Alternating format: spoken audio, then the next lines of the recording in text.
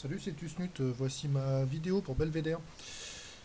Eh bien, nouvelle séance de hausse impressionnante cette semaine sur Belvédère encore.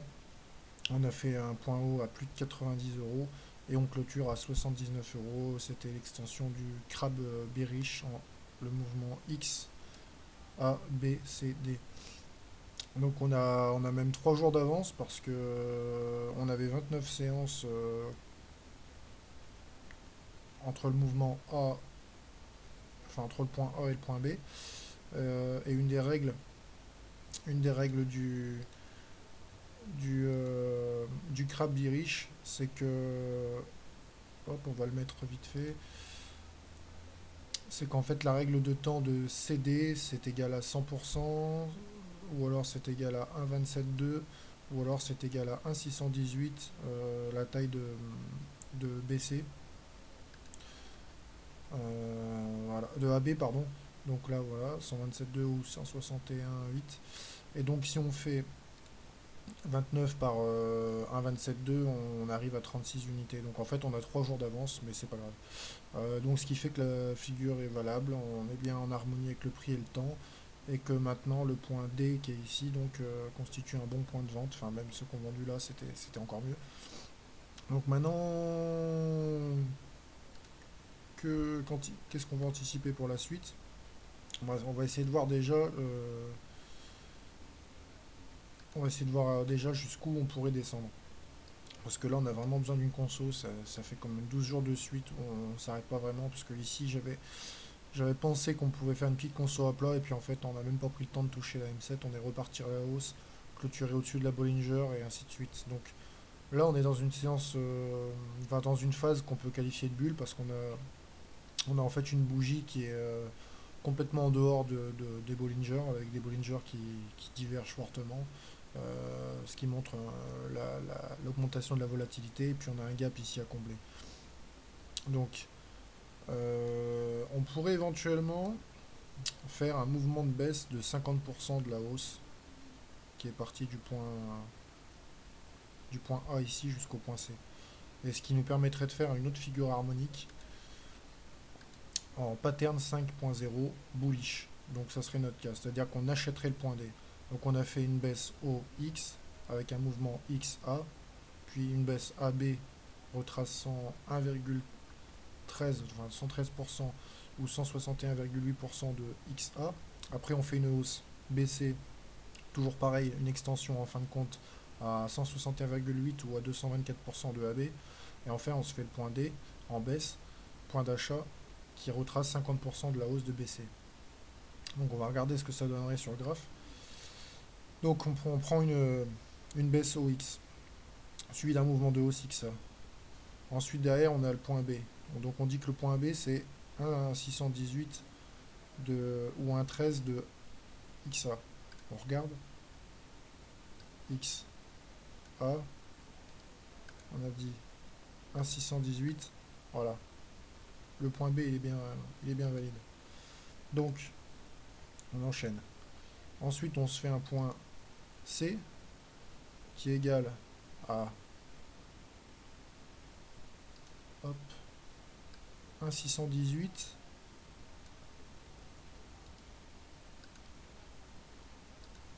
ou 224%. Hop, petite erreur. On a le temps, c'est le week-end, hein. Je vais essayer de faire rapide quand même, parce qu'il y a pas mal de trucs à dire. Donc, hop, les 168. Alors voilà. Donc ce qui est intéressant pour le point C, c'est que bon, l'extension à 2,24 nous envoie à 96 euros. Alors ça pourrait être celle-là, surtout que si on trace un canal là, comme ici en violet, j'ai reporté ici là, on tombe bien dans la même zone.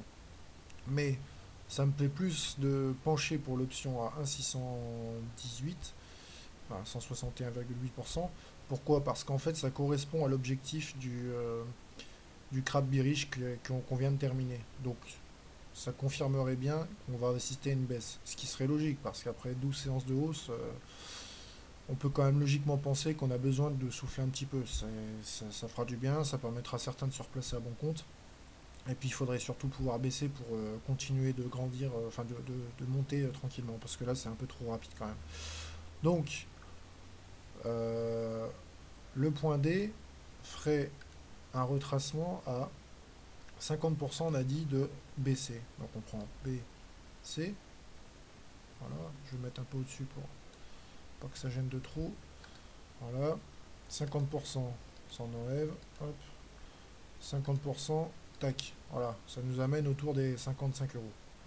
Bon, certains vont dire oui, 55 euros, c'est beaucoup. Et oui, c'est beaucoup, mais bon, faut voir qu'on part quand même de. Le point bas part de 13 euros, 14 euros, et on est quand même monté à plus de 90 euros, donc c'est quand même pas mal. Donc on a besoin de consolider un petit peu. Alors, en sachant que de toute façon, le point D, c'est un point vendeur, hein. C'est un point, pardon, acheteur. Donc à la limite, ceux qui veulent se replacer, ça serait pas mal. Et puis surtout, on y regarde de plus près. Bon, on a une M7 croissante qui a croisé sa M20 elle-même croissante, donc signal d'achat. Bon, on va sûrement venir chercher la Bollinger, ça paraît évident, hein, mais surtout la M7, quoi. La M7 lundi risque de se retrouver aux alentours des 69-70 euros. Ça fera déjà un bon point d'appui, on verra les réactions à ce niveau-là. J'ai vu le carnet d'or, il est bien rempli à l'achat, mais bon, les carnets d'or, il faut toujours se méfier, hein. Il est plein aujourd'hui, c'est pas dit que lundi matin, en pré-ouverture, ça se retourne complètement. Moi, personnellement, je préférerais quand même qu'on consolide, comme je vous ai dit, ça serait mieux pour la suite mettre une petite pause et puis de reprendre ses esprits. Donc, point éventuellement d'achat sur les 55 euros, pas idiot parce que la M20 qui elle-même est croissante, ben, au rythme où on grandit, on va vite y être aux 55 euros, donc à voir. À voir, ça sera surveillé. Donc ça, c'était plus pour la semaine prochaine. Bon, maintenant, je voulais vous montrer d'autres choses, plus intéressantes encore, d'un point de vue plus moyen terme, long terme. J'ai regardé un petit peu des trucs, et il y a certaines choses qui m'ont échappé que j'aurais dû apercevoir. Alors on va dézoomer un petit peu, on va rester sur l'unité de temps pardon, journalière. Alors déjà, qu'est-ce que j'ai fait dans un premier temps? Dans un premier temps, je suis revenu à l'historique de Belvédère, au plus loin auquel auquel les données me donnent accès. Et puis j'ai tracé quelques supports majeurs. Donc ils sont ici. Et surtout j'ai tracé alors, sur la période qui m'intéressait, c'est-à-dire c'est la période fin 2000 jusqu'à fin 2002. Fin 2002, début 2003 même. Donc on avait un mouvement de hausse qui semblait solide, hein, puisque ça a duré quand même plus de 2 ans. Voilà. Et on a fini par sortir de ce canal haussier et c'est de là où on est allé chercher le top à 200, plus de 200 euros. Bon. Mais les autres choses sur lesquelles je voudrais attirer votre attention, c'est la moyenne ici en bleu qui correspond en fait à la moyenne à 921 séances. Ah oui, il faudrait que je fasse quelque chose.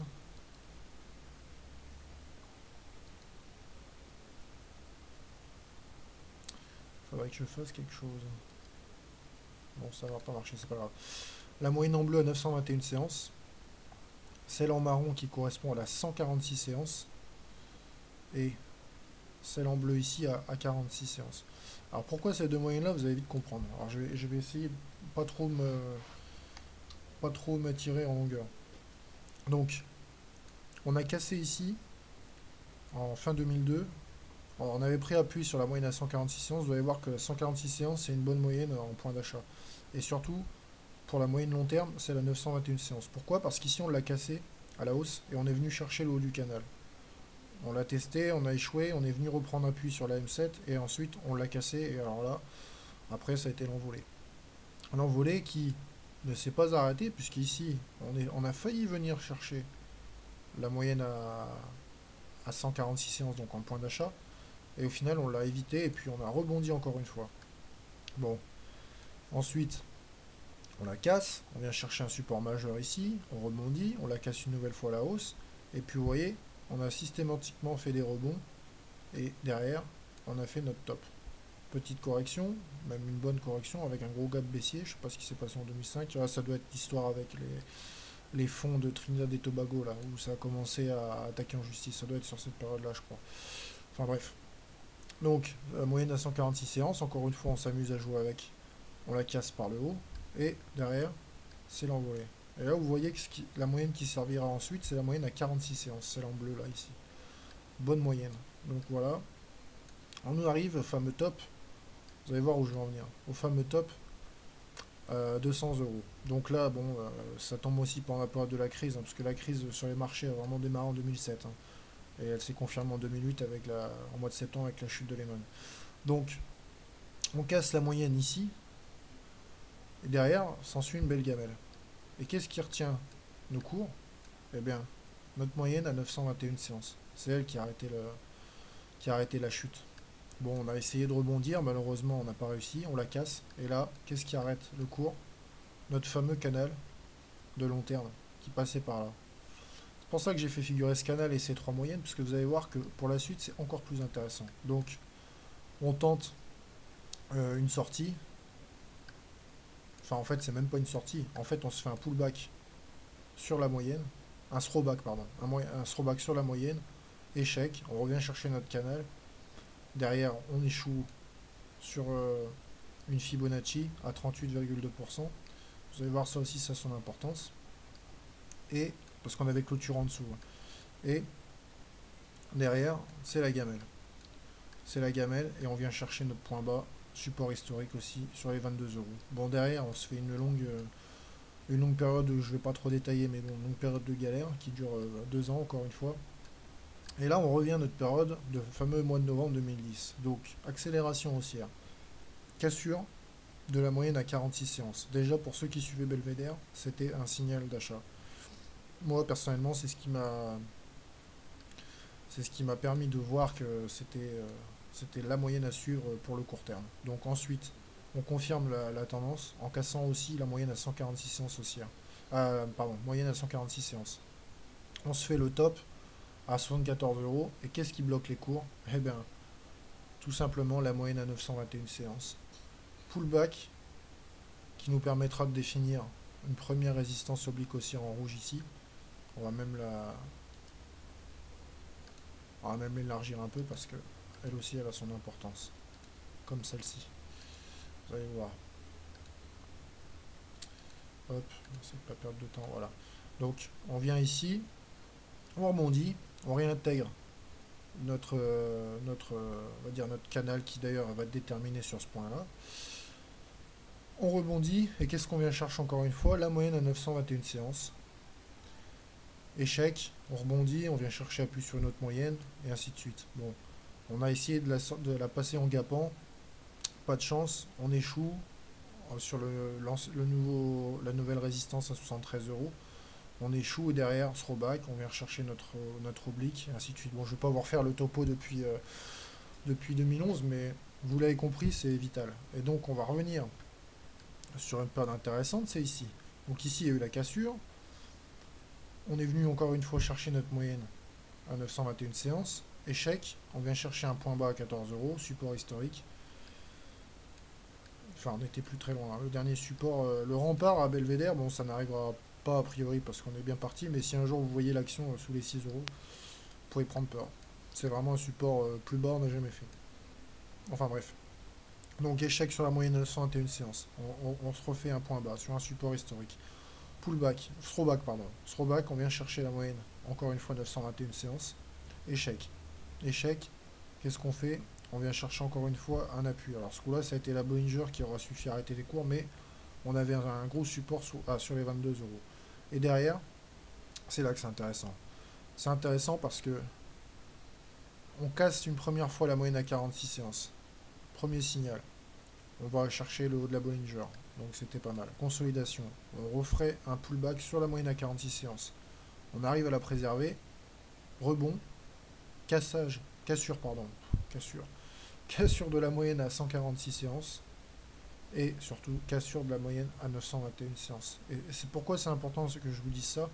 C'est tout simplement parce que c'est pas arrivé depuis plus de 5 ans, cette histoire de cassure de moyenne à 921 séances. Et on voit que derrière, eh bien, c'est l'envolée. Envolée qui donc s'arrête sur une Fibonacci, notre fameuse Fibonacci à 38,2%. Alors on a refait un échec dessus, donc ça voudrait dire que d'un point de vue purement technique, voilà, on devrait revenir chercher les 23%, 23,6% sur les 65 euros. Vous voyez qu'on n'est plus très loin de l'objectif qu'on s'est fixé de retracement de la baisse autour des 55 euros. Alors on est 10 euros plus bas, le tout c'est justement de savoir est-ce que cette Fibonacci suffira pour retenir les cours ou est-ce qu'on ira chercher un point plus bas. Alors moi je pense, même si le graphe nous dit 55, je pense quand même que les 65 euros devraient suffire, hein. Surtout que je vous dis, on aura une M20 qui sera pas loin, alors faudra voir, faudra vraiment voir. Bon, c'est quand même intéressant de voir ça parce que ben, du coup, sur le long terme, comme je vous dis, c'est de bon augure pour la suite, quoi. Parce qu'en fin de compte, ce qu'il faudrait, donc c'est consolider, ça c'est évident. Il faut consolider, on n'a pas le choix, on aura besoin de ça pour repartir plus haut. On ne pourra pas monter éternellement, enchaîner les séances à 15% comme ça sans qu'il y ait une belle correction. Il faudra juste pas paniquer, ceux qui veulent se replacer pour vendre une partie de leur titre et se replacer, ceux qui veulent conserver, conservent. Après, chacun fait bien comme il veut. Moi, comme je vous dis, je vous montre ce que je vois, après vous faites comme vous voulez. Donc le but c'est de consolider, de trouver un bon point. Donc 55, 65, cette zone est pas mal. On achète, et là qu'est-ce qu'on vise? Eh bien, on vise déjà de préserver les 91 euros dans un premier temps, pour ensuite aller chercher les 50% de Fibonacci à 110 euros. Et si on fait ça, qu'est-ce qu'on fait? Eh bien on réintègre, c'est pour ça que je vous ai mis le point D, derrière on achète et on vient là. Et qu'est-ce qu'on fait si on fait ça? Donc on réintègre pile poil le canal haussier long terme. Et là c'est bon pour la suite. Parce que je doute fortement qu'elle aille à 200 en ligne droite, parce que ça serait du jamais vu et que sans annonce ça me paraît compliqué. D'ailleurs, il faudrait déjà une annonce parce qu'il y a quand même des trucs pas clairs, hein. Un petit coup d'œil vite fait. On regarde les volumes et l'accumulation distribution. Il y en a qui m'ont demandé cette semaine. Ben, regardez, on va le regarder. En début de semaine, c'était moyen, et puis là, finalement, l'accumulation distribution, et ben ça a suivi. C'est-à-dire que c'est un indicateur déjà qui fonctionne que quand il y a des volumes. Alors déjà, des volumes, on en a, ça, on est servi. Et la tendance confirme bien. En fait, on aurait pu prendre peur si l'accumulation avait fait un mouvement comme ça, c'est-à-dire on descend, avec un cours qui monte. Ça aurait montré une divergence baissière. Là, il n'y a pas de problème. Le cours monte, l'accumulation distribution monte, les volumes montent. On avait juste baissé pour la micro-conso, enfin si on peut appeler ça une conso entre guillemets. Donc tout va bien. Mais maintenant, il nous faut une annonce pour déjà savoir qui se trame derrière toute cette histoire. Et puis c'est pas raisonnable, il faut quand même qu'on sache ce qui se passe. Enfin, je pense pour ceux qui visent un peu le long terme, on peut pas espérer un cours au plus haut sans avoir une annonce. Donc, on vise en fait tout simplement une conso. Alors pour faire un pattern en 5.0 qui confirmerait la fin du pattern en crab bearish XABCD. Donc là, on vise un OXABCD qui nous amène à 55 euros à peu près, 60 euros, on va dire. On va couper la poire en deux, 60 euros, c'est pas mal. 60 euros, on rebondit, donc gros signal d'achat, et derrière on vise les 110 euros à peu près, 115 euros pour intégrer le canal long terme. Donc on verra, on verra ça ben, avec le temps, quoi, si ça me donne raison ou pas. Niveau de l'hebdo, parce que bon, c'est vendredi, enfin du moins la semaine est terminée, on va regarder où on en est. Ben, comme en journalier, il n'y a rien à dire, hein. M7 positive, M20 croissante, positive, enfin positive, croissante, pardon, M7 croissante. La M7 avait croisé la M20, donc signal d'achat. Euh, les Bollinger qui divergent également, hein. On a la Bollinger à 58 euros, donc vous voyez, 58, 60, 65, ouais, 65, c'est quand même peut-être pas si mal en, en point d'achat. Mais sinon, bah, donc on a clôturé largement au-dessus de la Bollinger supérieure. Bollinger qui diverge, les volumes sont là. Mettre un petit coup de volume aussi pour l'hebdo. Voilà, il n'y a pas photo quoi. Donc bah, maintenant, il n'y a plus qu'à espérer que ce ne soit pas un pétard mouillé. On attend une annonce, on attend quelque chose parce qu'il faut que ça confirme quoi. Donc voilà, bah, c'était ce que je voulais vous montrer pour Belvédère. De bonnes choses pour la suite, hein. Ah oui, si, dernière petite chose avant de partir. Tac tac. Donc, vous vous rappelez de cette oblique bleue? J'en avais souvent parlé, hein. C'était elle qui avait donné le signal du point de vente en fin de compte, où il fallait tout lâcher parce que derrière c'était la catastrophe. Et bien là, le fait qu'on ait réintégré ça, c'est quand même une bonne chose. C'est pour ça que je vous dis pullback, throwback derrière, on viendra certainement retester cette oblique. Il faut espérer, il faut même pas espérer, il faut qu'on la casse par le haut pour après viser les 90 € encore une fois. Et puis derrière, comme je vous ai dit, l'autre Fibonacci à 113 €. Donc voilà, c'est tout. Si vous avez des questions, n'hésitez pas. Si vous n'êtes pas d'accord, n'hésitez pas non plus. Si vous voyez autre chose, n'hésitez pas non plus. Moi, j'accepte toutes les critiques dans le sens où c'est constructif. Les autres, si ça ne vous intéresse pas, comme je vous dis, passez votre chemin. Moi, je regarde ça d'un point de vue technique. Le fondamental, c'est autre chose. Donc voilà. Voilà. Bon week-end, bonne semaine et à plus.